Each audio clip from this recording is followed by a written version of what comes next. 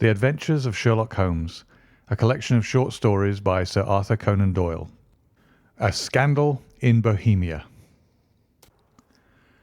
To Sherlock Holmes, she is always the woman. I have seldom heard him mention her under any other name. In his eyes she eclipses and predominates the whole of her sex. It was not that he felt any emotion akin to love for Irene Adler. All emotions, and that one particularly, were abhorrent to his cold, precise, but admirably balanced mind. He was, I take it, the most perfect reasoning and observing machine that the world has seen. But as a lover he would have placed himself in a false position. He never spoke of the softer passions, save with a gibe and a sneer. They were admirable things for the observer, excellent for drawing the veil from men's motives and actions, but for the trained reasoner to admit such intrusions into his own delicate and finely adjusted temperament was to introduce a distracting factor which might throw a doubt upon all his mental results. Grit in a sensitive instrument, or a crack in one of his own high-power lenses, would not be more disturbing than a strong emotion in a nature such as his. And yet there was but one woman to him, and that woman was the late Irene Adler, of dubious and questionable memory. I had seen little of Holmes lately. My marriage had drifted us away from each other. My own complete happiness and the home-centred interests which rise up around the man who first finds himself master of his own establishment were sufficient to absorb all my attention, while Holmes, who loathed every form of society with his whole Bohemian soul, remained in our lodgings in Baker Street, buried among his old books, and alternating from week to week between cocaine and ambition, the drowsiness of the drug and the fierce energy of his own keen nature. He was still as ever deeply attracted by the study of crime, and occupied his immense faculties and extraordinary powers of observation in following out those clues and clearing up those mysteries which had been abandoned as hopeless by the official police. From time to time I heard some vague account of his doings, of his summons to Odessa in the case of the Trepoff murder, of his clearing up of the singular tragedy of the Atkinson brothers at Trincomalee, and finally of the mission which he had accomplished so delicately and successfully for the reigning family of Holland. Beyond these signs of his activity, however, which I merely shared with all the readers of the daily press, I knew little of my former friend and companion. One night, it was on the 20th of March, 1888, I was returning from a journey to a patient, for I had now returned to civil practice, when my way led me through Baker Street. As I passed the well-remembered door, which must always be associated in my mind with my wooing and with the dark incidents of the Study in Scarlet, I was seized with a keen desire to see Holmes again, and to know how he was employing his extraordinary powers. His rooms were brilliantly lit, and even as I looked up I saw his tall, spare figure pass twice in a dark silhouette against the blind. He was pacing the room swiftly, eagerly, with his head sunk upon his chest and his hands clasped behind him. To me, who knew his every mood and habit, his attitude and manner told their own story. He was at work again.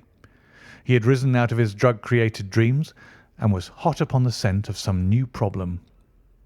I rang the bell and was shown up to the chamber which had formerly been in part of my own. His manner was not effusive.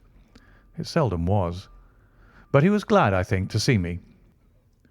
With hardly a word spoken, but with a kindly eye, he waved me to an armchair, threw across his case of cigars, and indicated a spirit case and a gasogen in the corner, when he stood before the fire and looked me over in his singular introspective fashion.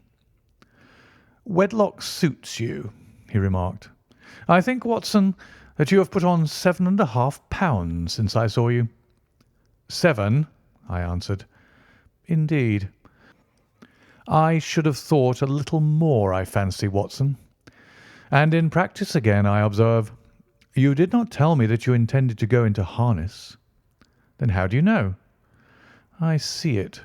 I deduce it? How do I know that you have been getting yourself very wet lately, and that you have a most clumsy and careless servant girl?" "My dear Holmes," said I, "this is too much. You would certainly have been burned had you lived a few centuries ago. It is true that I had a country walk on Thursday and came home in a dreadful mess, but as I have changed my clothes, I can't imagine how you deduce it. As to Mary Jane, she is incorrigible, and my wife has given her notice, but there again I fail to see how you work it out." He chuckled to himself and rubbed his long, nervous hands together. "It is simplicity itself," said he. "My eyes tell me that on the inside of your left shoe, just where the firelight strikes it, the leather is scored by 6 almost parallel cuts. Obviously, they have been caused by someone who has very carelessly scraped around the edges of the sole in order to remove crusted mud from it. Hence you see my double deduction that you had been out in vile weather, and that you had a particularly malignant, boot-slitting specimen of the London slavey. As to your practice, if a gentleman walks into my rooms smelling of iodoform, with a black mark of nitrate of silver upon his right forefinger, and a bulge on the right side of his top hat to show where he has secreted his stethoscope, I must be dull indeed if I do not pronounce him to be an active member of the medical profession." I could not help laughing at the ease with which he explained his process of deduction. "When I hear you give your reasons," I remarked, "the thing always appears to me so ridiculously simple that I could easily do it myself, though at each successive instance of your reasoning I am baffled until you explain your process. And yet I believe that my eyes are as good as yours." "Quite so," he answered, lighting a cigarette and throwing himself down into an armchair. "You see, but you do not observe. The distinction is clear. For example, you have frequently seen the steps which lead up from the hall to this room?" "Frequently." "How often?" "Well, some hundreds of times." "Then how many are there?" "How many? I don't know." "Quite so. You have not observed, and yet you have seen. That is just my point. Now, I know that there are 17 steps because I have both seen and observed. By the way, since you are interested in these little problems, and since you are good enough to chronicle one or two of my trifling experiences, you may be interested in this." He threw over a sheet of thick pink-tinted notepaper which had been lying upon the table. "It came by the last post," said he. "Read it aloud." The note was undated and without either signature or address. "There will call upon you tonight at 7:45, it said, "a gentleman who desires to consult you upon a matter of the very deepest moment. Your recent services to one of the royal houses of Europe have shown that you are one who may safely be trusted with matters which are of an importance which can hardly be exaggerated. This account of you we have from all quarters received. Be in your chamber, then, at that hour, and do not take it amiss if your visitor wear a mask." "This is indeed a mystery," I remarked. "What do you imagine that it means?" "I have no data yet. It is a capital mistake to theorise before one has data. Insensibly one begins to twist facts to suit theories, instead of theories to suit facts. But the note itself, what do you deduce from it?" I carefully examined the writing and the paper upon which it was written. "The man who wrote it was presumably well-to-do," I remarked, endeavouring to imitate my companion's processes. "Such paper could not be bought under half-a-crown a packet. It is peculiarly strong and stiff." "Peculiar. That is the very word," said Holmes. "It is not an English paper at all. Hold it up to the light." I did so and saw a large E with a small g, a P and a large G with a small t woven into the texture of the paper. "What do you make of that?" asked Holmes. "The name of the maker, no doubt, or his monogram, rather?" "Not at all. The G with the small t stands for Gesellschaft, which is the German for company, It is a customary contraction, like our co. P, of course, stands for papier. Now for the E.G. Let us glance at our Continental Gazetteer. He took down a heavy brown volume from his shelves. Eglo, Eglonitz. Here we are. Egria. It is in a German-speaking country in Bohemia, not far from Carlsbad. Remarkable as being the scene of the death of Wallenstein, and for its numerous glass factories and paper mills. Aha, my boy, what do you make of that? His eyes sparkled, and he sent up a great blue triumphant cloud from his cigarette. The paper was made in Bohemia, I said. Precisely. And the man who wrote the note is a German. Do you note the peculiar construction of the sentence? This account of you we have from all quarters received. A Frenchman or Russian could not have written that. It is the German who is so uncourteous to his verbs. It only remains, therefore, to discover what is wanted by this German who writes upon Bohemian paper and prefers wearing a mask to showing his face. And here he comes, if I am not mistaken, to resolve all our doubts. As he spoke, there was the sharp sound of horses' hoofs and grating wheels against the curb, followed by a sharp pull at the bell. Holmes whistled. "A pair, by the sound," said he. "Yes," he continued, glancing out of the window. "A nice little brougham, and a pair of beauties. 150 guineas apiece. There's money in this case, Watson, if there's nothing else." "I think that I'd better go, Holmes." "Not a bit, Doctor. Stay where you are. I am lost without my Boswell, and this promises to be interesting. It would be a pity to miss it." "But your client?" "Never mind him. I may want your help, and so may he. Here he comes. Sit down in that armchair, Doctor, and give us your best attention." A slow and heavy step, which had been heard upon the stairs and in the passage, paused immediately outside the door. Then there was a loud and authoritative tap. "Come in," said Holmes. A man entered who could hardly have been less than 6 feet 6 inches in height, with the chest and limbs of a Hercules. His dress was rich, with a richness which would, in England, be looked upon as akin to bad taste. Heavy bands of astrakhan were slashed across the sleeves and fronts of his double-breasted coat, while the deep blue cloak, which was thrown over his shoulders, was lined with flame-coloured silk and secured at the neck with a brooch which consists of a single flaming beryl. Boots, which extended half-way up his calves, and which were trimmed at the tops with rich brown fur, completed the impression of barbaric opulence which was suggested by his whole appearance. He carried a broad-brimmed hat in his hand, while he wore across the upper part of his face, extending down past the cheekbones, a black vizard mask, which he had apparently adjusted that very moment, for his hand was still raised to it as he entered. From the lower part of the face he appeared to be a man of strong character, with a thick, hanging lip and a long, straight chin, suggestive of resolution pushed to the length of obstinacy. "You had my note?" he asked with a deep, harsh voice and a strongly marked German accent. "I told you that I would call." He looked from one to the other of us, as if uncertain which to address. "Pray take a seat," said Holmes. "This is my friend and colleague, Dr. Watson, who is occasionally good enough to help me in my cases. Whom have I the honour to address?" "You may address me as the Count von Kramm, a Bohemian nobleman. I understand that this gentleman, your friend, is a man of honour and discretion, whom I may trust with a matter of most extreme importance. If not, I should much prefer to communicate with you alone." I rose to go, but Holmes caught me by the wrist and pushed me back into my chair. "It is both or none," said he.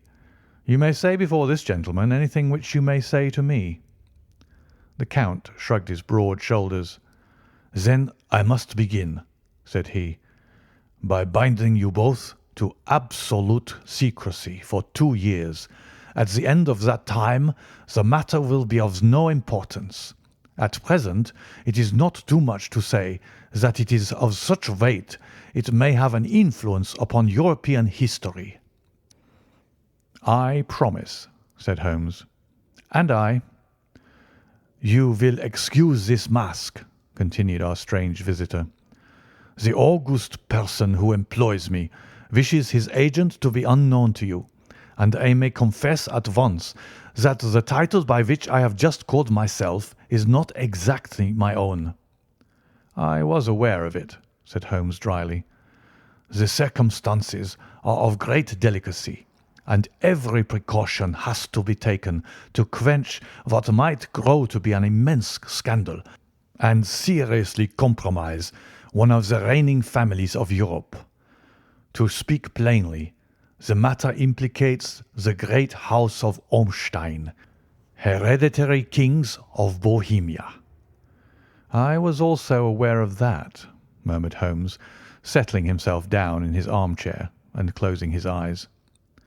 Our visitor glanced with some apparent surprise at the languid, lounging figure of the man who had been no doubt depicted to him as the most incisive reasoner and most energetic agent in Europe.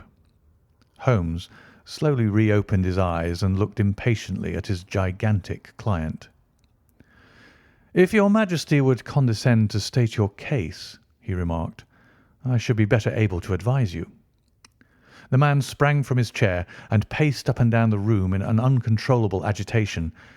Then, with a gesture of desperation, he tore the mask from his face and hurled it upon the ground. "You are right," he cried. "I am the king. Why should I attempt to conceal it?" "Why, indeed?" murmured Holmes. "Your Majesty had not spoken before I was aware that I was addressing Wilhelm Gottsreich Sigismund von Ormstein, Grand Duke of Cassel-Felstein and hereditary King of Bohemia."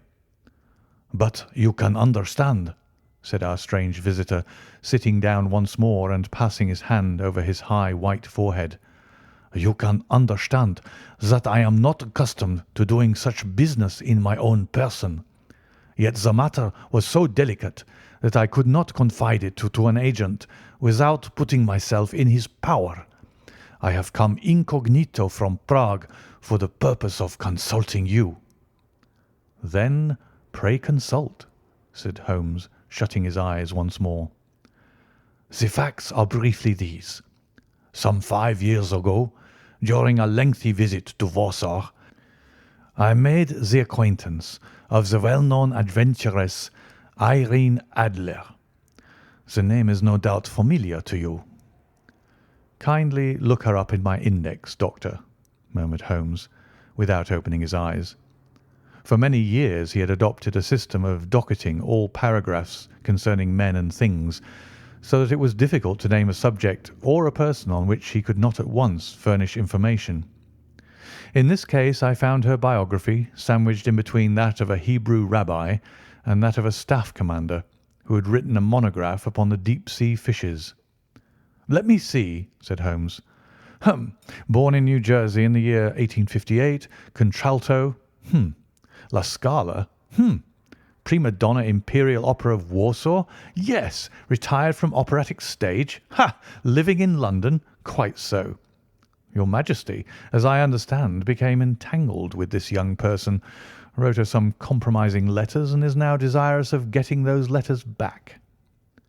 "Precisely so. But how?" "Was there a secret marriage?" "None." "No legal papers or certificates?" "None." "Then I fail to follow your Majesty. If this young person should produce her letters for blackmailing or other purposes, how is she to prove their authenticity?" "There is the writing." "Poor forgery." "My private notepaper." "Stolen." "My own seal." "Imitated." "My photograph." "Bought." "We were both in the photograph." "Oh dear. That is very bad. Your Majesty has indeed committed an indiscretion." "I was mad, insane." "You have compromised yourself seriously." "I was only Crown Prince then. I was young, I am but 30 now." "It must be recovered." "We have tried and failed." "Your Majesty must pay. It must be bought." "She will not sell." "Stolen, then?" "5 attempts have been made. Twice burglars in my pay ransacked her house. Once we diverted her luggage when she travelled. Twice she has been waylaid. There has been no result." "No sign of it?" "Absolutely none." Holmes laughed. "It is quite a pretty little problem," said he. "But a very serious one to me," returned the King reproachfully. "Very, indeed. And what does she propose to do with the photograph?" "To ruin me." "But how?" "I am about to be married." "So I have heard." "To Clotilde Lothman von Saxe-Meiningen, second daughter of the King of Scandinavia. You may know the strict principles of her family. She is herself the very soul of delicacy. A shadow of a doubt as to my conduct would bring the matter to an end." "And Irene Adler?" "Threatens to send them the photograph. And she will do it. I know that she will do it. You do not know her, but she has a soul of steel. She has the face of the most beautiful of women and the mind of the most resolute of men. Rather than I should marry another woman, there are no lengths to which she would not go. None." "You are sure that she has not sent it yet?" "I am sure." "And why?" "Because she has said that she would send it on the day when the betrothal was publicly proclaimed. That will be next Monday." "Oh, then we have 3 days yet," said Holmes with a yawn. "That's very fortunate, as I have 1 or 2 matters of importance to look into just at present. Your Majesty will, of course, stay in London for the present?" "Certainly. You will find me at the Langham under the name of the Count von Kramm." "Then I shall drop you a line to let you know how we progress." "Pray do so. I shall be all anxiety." "Then, as to money?" "You have carte blanche." "Absolutely?" "I tell you that I would give one of the provinces of my kingdom to have that photograph." "And for present expenses?" The King took a heavy chamois leather bag from under his cloak and laid it on the table.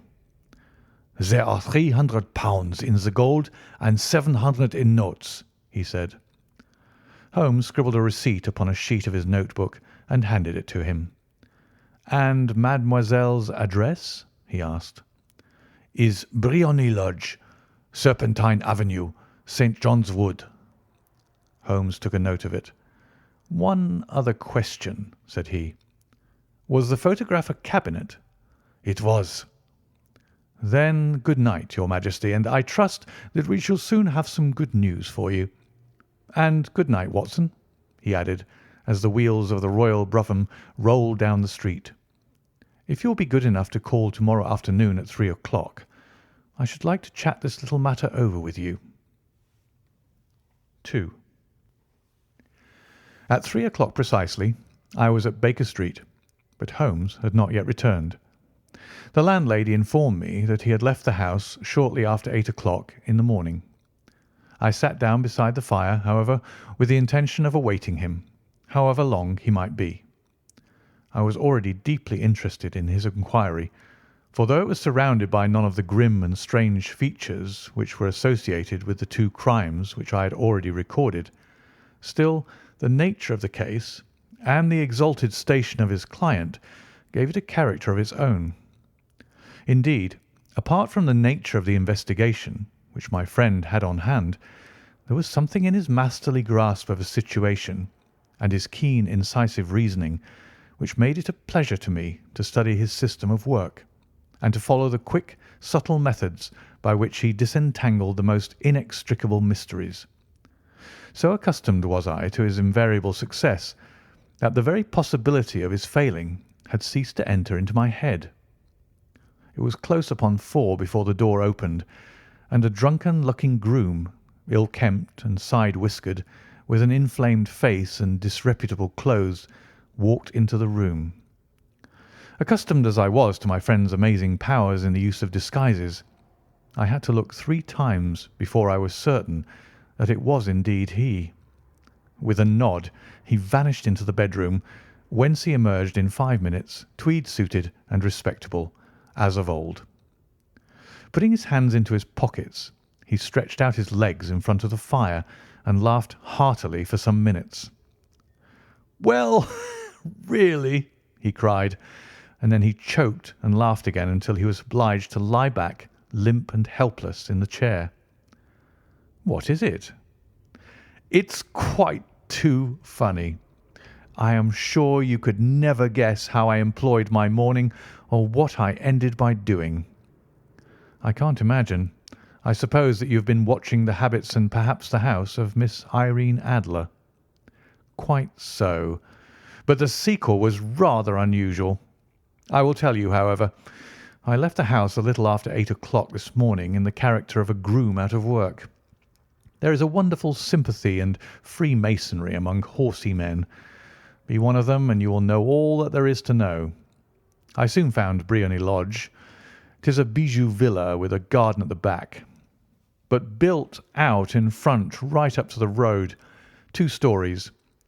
Chubb lock to the door, large sitting room on the right side, well furnished, with long windows almost to the floor, and those preposterous English window fasteners which a child could open. Behind there was nothing remarkable, save that the passage window could be reached from the top of the coach house. I walked round it and examined it closely from every point of view, but without noting anything else of interest. I then lounged down the street and found, as I expected, that there was a mews in a lane which runs down by one wall of the garden. I lent the ostlers a hand in rubbing down their horses, and received in exchange 2d, a glass of half and half, 2 fills of shag tobacco, and as much information as I could desire about Miss Adler, to say nothing of half a dozen other people in the neighbourhood in whom I was not the least interested, but whose biographies I was compelled to listen to. "And what of Irene Adler?" I asked. "Oh, she has turned all the men's heads down in that part. She is the daintiest thing under a bonnet on this planet. So say the Serpentine Mews to a man. She lives quietly, sings at concerts, drives out at 5 every day, and returns at 7 sharp for dinner. Seldom goes out at other times, except when she sings. Has only 1 male visitor, but a good deal of him. He is dark, handsome, and dashing, never calls less than once a day, and often twice. He is a Mr. Godfrey Norton of the Inner Temple. See the advantages of a cabman as a confidant. They had driven him home a dozen times from Serpentine Mews, and knew all about him. When I had listened to all they had to tell, I began to walk up and down near Briony Lodge once more, and to think over my plan of campaign. This Godfrey Norton was evidently an important factor in the matter. He was a lawyer. That sounded ominous. What was the relation between them, and what the object of his repeated visits? Was she his client, his friend, or his mistress? If the former, she had probably transferred the photograph to his keeping. If the latter, it was less likely. On the issue of this question depended whether I should continue my work at Briony Lodge, or turn my attention to the gentlemen's chambers in the Temple. It was a delicate point, and it widened the field of my inquiry. I fear that I bore you with these details, but I have to let you see my little difficulties if you are to understand the situation. "I am following you closely," I answered. I was still balancing the matter in my mind when a hansom cab drove up to Briony Lodge, and a gentleman sprang out. He was a remarkably handsome man, dark, aquiline, and moustached, evidently the man of whom I had heard. He appeared to be in a great hurry, shouted to the cabman to wait, and brushed past the maid, who opened the door with the air of a man who was thoroughly at home. He was in the house about half an hour, and I could catch glimpses of him in the windows of the sitting room, pacing up and down, talking excitedly, and waving his arms. Of her I could see nothing. Presently he emerged, looking even more flurried than before. As he stepped up to the cab he pulled a gold watch from his pocket and looked at it earnestly. "Drive like the devil," he shouted. "First to Cross and Hankey's in Regent Street, and then to the Church of St. Monica in Edgware Road. Half a guinea if you do it in 20 minutes." Away they went, and I was just wondering whether I should not do well to follow them when up the lane came a neat little landau, the coachman with his coat only half buttoned and his tie under his ear, while all the tags of his harness were sticking out of the buckles. It hadn't pulled up before she shot out of the hall door and into it. I only caught a glimpse of her at the moment, but she was a lovely woman, with a face that a man might die for. "The Church of St. Monica, John," she cried, "and half a sovereign if you reach it in 20 minutes." This was quite too good to lose, Watson. I was just balancing whether I should run for it or whether I should perch behind her landau when a cab came through the street. The driver looked twice at such a shabby fare, but I jumped in before he could object. "The Church of St. Monica," said I, "and half a sovereign if you reach it in 20 minutes." It was 25 minutes to 12, and of course it was clear enough what was in the wind. My cabby drove fast. I don't think I ever drove faster, but the others were there before us. The cab and the landau with their steaming horses were in front of the door when I arrived. I paid the man and hurried into the church. There was not a soul there save the two whom I had followed and a surpliced clergyman who seemed to be expostulating with them. They were all three standing in a knot in front of the altar. I lounged up the side aisle like any other idler who has dropped into a church. Suddenly, to my surprise, the three at the altar faced round to me and Godfrey Norton came running as hard as he could towards me. "Thank God!" he cried. "You'll do. Come, come." "What then?" I asked. "Come, man, come. Only 3 minutes or it won't be legal." I was half dragged up to the altar, and before I knew where I was, I found myself mumbling responses which were whispered in my ear and vouching for things of which I knew nothing, and generally assisting in the secure tying up of Irene Adler, spinster, to Godfrey Norton, bachelor. It was all done in an instant, and there was the gentleman thanking me on the one side and the lady on the other, while the clergyman beamed on me in front. It was the most preposterous position in which I have ever found myself in my life, and it was the thought of it that started me laughing just now. It seems that there had been some informality about their licence, that the clergyman absolutely refused to marry them without a witness of some sort, and that my lucky appearance saved the bridegroom from having to sally out into the streets in search of a best man. The bride gave me a sovereign, and I mean to wear it on my watch chain in memory of the occasion. "This is a very unexpected turn of affairs," said I. "And what then?" "Well, I found my plans were seriously menaced. It looked as if the pair might take an immediate departure, and so necessitate very prompt and energetic measures on my part. At the church door, however, they separated, he driving back to the Temple, and she to her own house. "I shall drive out in the park at 5 as usual," she said as she left him. I heard no more. They drove away in different directions, and I went off to make my own arrangements. "Which are?"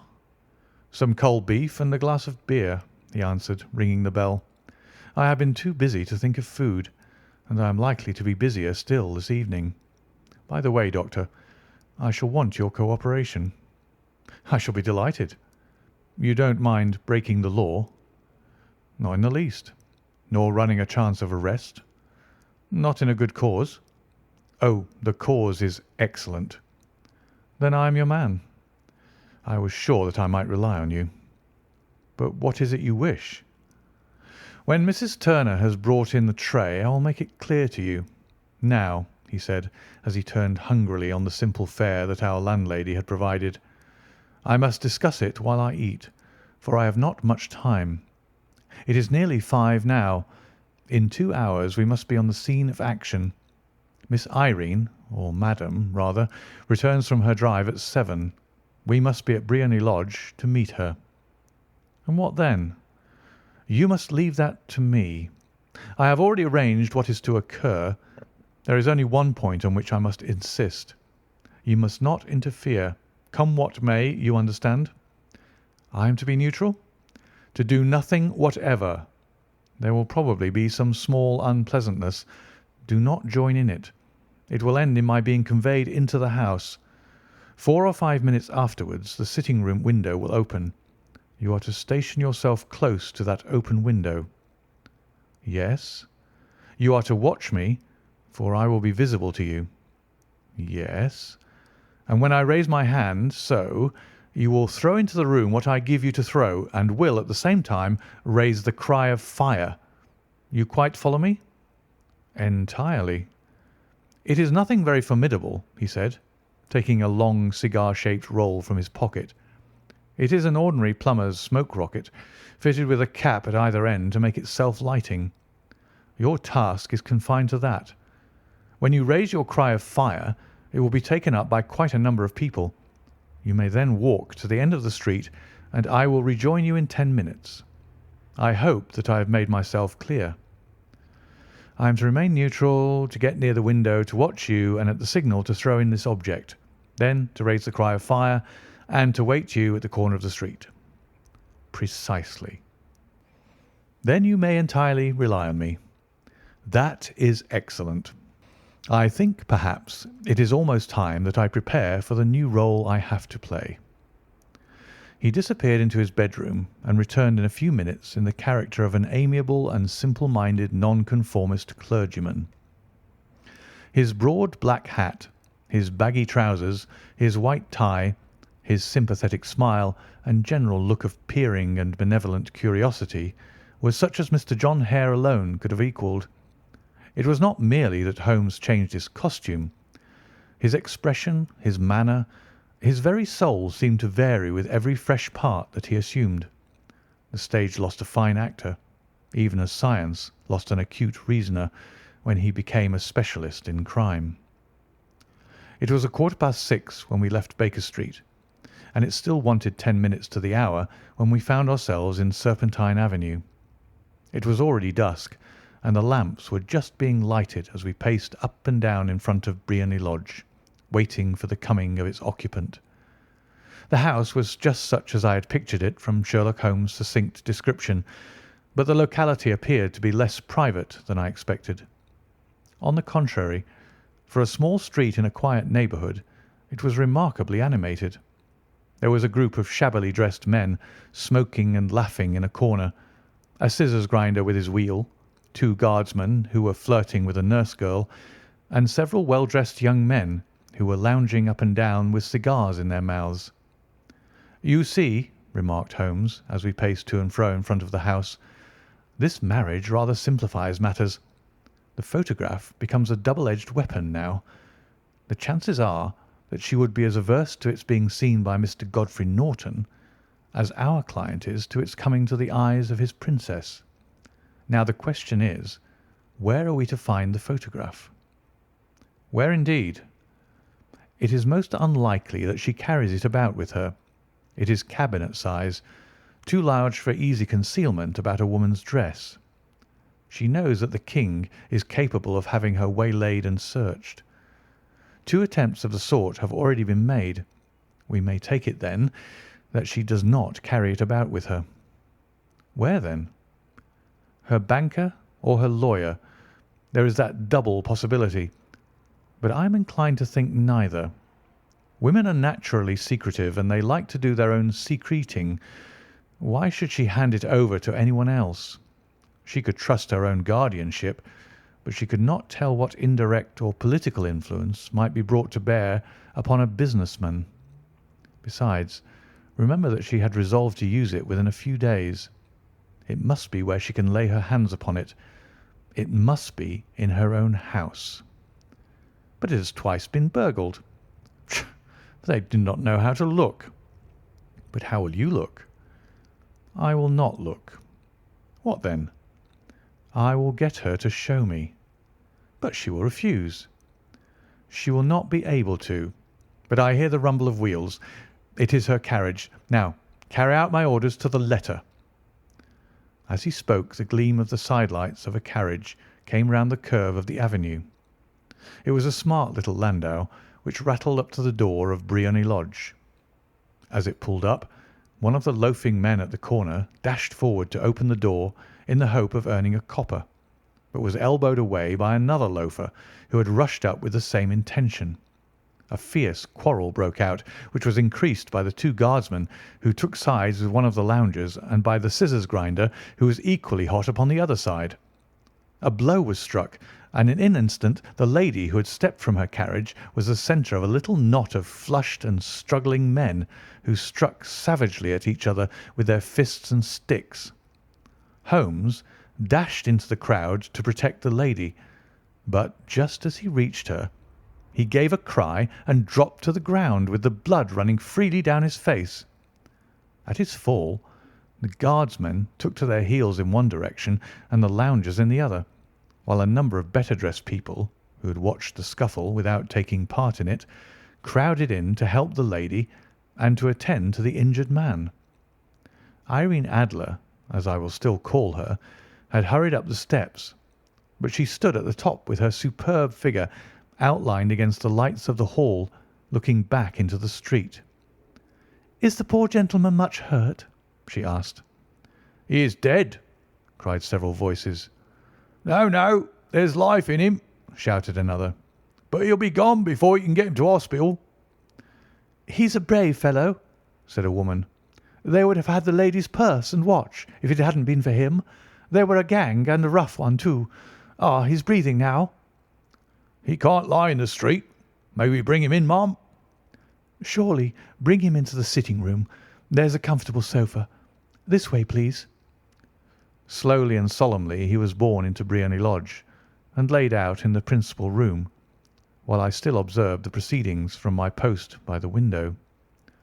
The lamps had been lit, but the blinds had not been drawn, so that I could see Holmes as he lay upon the couch. I do not know whether he was seized with compunction at that point for the part he was playing, but I know that I never felt more heartily ashamed of myself in my life than when I saw the beautiful creature against whom I was conspiring, or the grace and kindliness with which she waited upon the injured man.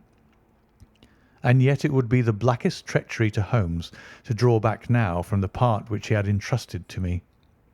I hardened my heart and took the smoke rocket from under my ulster. After all, I thought, we're not injuring her. We are but preventing her from injuring another. Holmes had sat upon the coach, and I saw him motion like a man who is in need of air. A maid rushed across and threw open the window. At the same instant I saw him raise his hand, and at the signal I tossed my rocket into the room with a cry of "Fire!" The word was no sooner out of my mouth than the whole crowd of spectators, well dressed and ill, gentlemen, ostlers, and servant maids, joined in a general shriek of "Fire!" Thick clouds of smoke curled through the room and out at the open window. I caught a glimpse of rushing figures, and a moment later the voice of Holmes from within, assuring them that it was a false alarm. Slipping through the shouting crowd, I made my way to the corner of the street, and in 10 minutes was rejoiced to find my friend's arm in mine and to get away from the scene of uproar. He walked swiftly and in silence for some few minutes, until we had turned down one of the quiet streets which led towards the Edgware Road. "You did it very nicely, Doctor," he remarked. "Nothing could have been better. It is all right." "You have the photograph?" "I know where it is." "And how did you find out?" "She showed me, as I told you she would." "I'm still in the dark." "I do not wish to make a mystery," said he, laughing. "The matter was perfectly simple. You, of course, saw that everyone in the street was an accomplice. They were all engaged for the evening." "I guessed as much." "Then, when the row broke out, I had a little moist red paint in the palm of my hand. I rushed forward, fell down, clapped my hand to my face, and became a piteous spectacle. It is an old trick." "That also I could fathom." "Then they carried me in. She was bound to have me in. What else could she do? And into her sitting-room, which was the very room which I suspected. It lay between that and her bedroom, and I was determined to see which. They laid me on a couch. I motioned for air. They were compelled to open the window, and you had your chance." How did that help you?" "It was all important. When a woman thinks that her house is on fire, her instinct is at once to rush to the thing which she values most. It is a perfectly overpowering impulse, and I have more than once taken advantage of it. In the case of the Darlington substitution scandal, it was of use to me, and also in the Arnsworth Castle business. A married woman grabs at her baby, an unmarried one reaches for her jewel box. Now it was clear to me that our lady of to-day had nothing in the house more precious to her than what we are in quest of. She would rush to secure it. The alarm of fire was admirably done. The smoke and shouting were enough to shake nerves of steel. She responded beautifully. The photograph is in a recess behind a sliding panel just above the right bell pull. She was there in an instant, and I caught a glimpse of it as she half drew it out. When I cried out that it was a false alarm, she replaced it, glanced at the rocket, rushed from the room, and I have not seen her since. I rose and, making my excuses, escaped from the house. I hesitated whether to attempt to secure the photograph at once, but the coachman had come in, and as he was watching me narrowly, it seemed safer to wait. A little over-precipitance may ruin all. "And now?" I asked. "Our quest is practically finished. I shall call with the King tomorrow, and with you if you care to come with us. We will be shown into the sitting-room to wait for the lady, but it is probable that when she comes she may find neither of us nor the photograph. It might be a satisfaction to His Majesty to regain it with his own hands." "And when will you call?" "At 8 in the morning. She will not be up, so that we shall have a clear field. Besides, we must be prompt, for this marriage may mean a complete change in her life and habits. I must wire to the King without delay." We had reached Baker Street and had stopped at the door. He was searching his pockets for the key when someone passing said, "Good night, Mr. Sherlock Holmes." There were several people on the pavement at the time, but the greeting appeared to come from a slim youth in an ulster who had hurried by. "I've heard that voice before," said Holmes, staring down the dimly lit street. "Now I wonder who the deuce that could have been." 3. I slept at Baker Street that night, and we were engaged upon our toast and coffee in the morning when the King of Bohemia rushed into the room. "You have really got it?" he cried, grasping Sherlock Holmes by either shoulder and looking eagerly into his face. "Not yet." "But you have hopes?" "I have hopes." "Then come. I am all impatience to be gone." "We must have a cab." "No, my brougham is waiting." "Then that will simplify matters."